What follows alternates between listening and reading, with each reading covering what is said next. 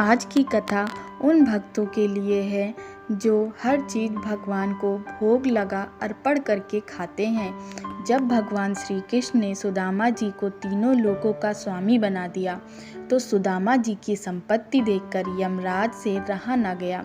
यम भगवान को नियम कानून का पाठ पढ़ाने के लिए अपने बही खाते लेकर द्वारिकाधीश पहुंच गए।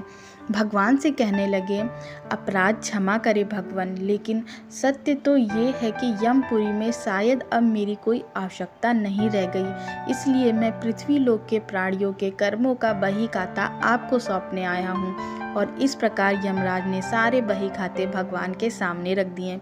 भगवान मुस्कुराए और बोले, यमराज जी, आखिर ऐसी क्या बात है, इतना चिंतित क्यों हो? यमराज कहने लगे, प्रभु, आपके क्षमा कर देने से अनेक पापी एक तो यमपुरी आते ही नहीं, वे सीधे ही आपके धाम को चले जाते। फिर आपने अभी अभी सुदामा जी को तीनों लोक दान दे दिया, सो अब हम कहाँ जाएं? यमराज भगवान से कहने लगे कि प्रभु, सुदामा जी के प्रारब्ध में तो जीवन भर दरिद्रता ही लिखी थी, लेकिन आपने उन्हें तीनों लोकों की संपत्ति देकर विधि के विधान को बदल दिया है। अब कर्मों की प्रधानता तो लगभग समाप्त ही हो गई है। भगवान बोले कि यम, तुमने कैसे जाना कि सुदामा के भाग्य में आजीवन दरिद्रता का योग है? यमराज ने अपना बही खाता खोला तो सुदामा जी के भाग्य वाले स्थान पर देखकर वह चकित रह गए।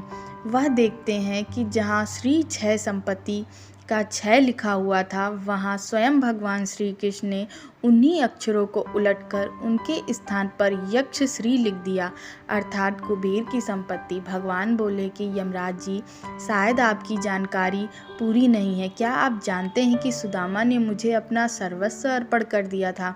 मैंने तो सुदामा के केवल उसी उपकार का प्रतिफल उसे दिया है। यमराज बोले कि भगवान, ऐसी कौन सी संपत्ति सुदामा ने आपको अर्पण कर दी? उसके पास तो कुछ भी नहीं।